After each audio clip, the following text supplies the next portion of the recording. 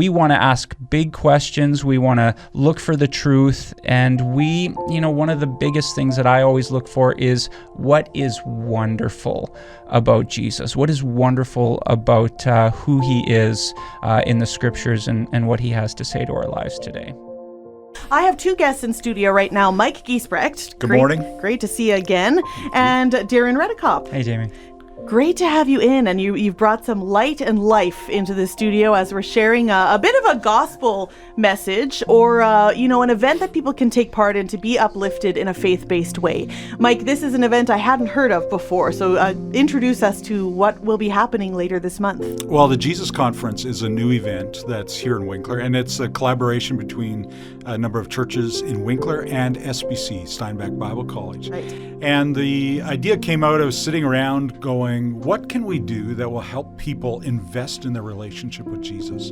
What can we do to make an event that would allow people to come together, united in Jesus? Because we have a lot of differences, but we can come together in Jesus and really enjoy that time together. And so this was born out of that. And so we've been planning this event, putting it together, finding a place that would be suitable where all churches could come together. And of course, Winkler Bible Camp is going to be a great host for that weekend.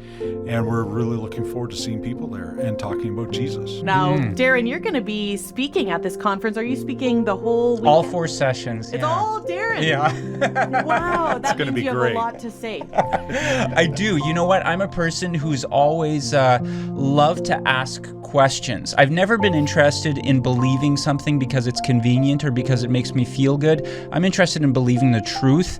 Jesus said, I am the truth. And if that really is the case, that means that there should be no questions that are out of bounds for somebody who's exploring Jesus. And that's what I love about him, is that for the Jesus follower, questions are your playground. You can ask anything. And so as we go through this conference together, we're going to be asking some big questions. Like, for example, what does it mean that God was born as a human? Because for centuries, God taught his people that he is not a part of creation, that there is like a black and white distinction between himself and creation. But then in the first century, suddenly he became a part of it, of creation. How is that? Why did he do that? Another question I want to ask is, how is it that the death of a first century Galilean has anything to do with me? We all say, Jesus died for my sins. Back then, thousands of Jews died on crosses, Roman crosses, every single week. For us, we call it Good Friday. For the Romans who were overseeing Jesus' crucifixion, it was just Friday. That's all it was.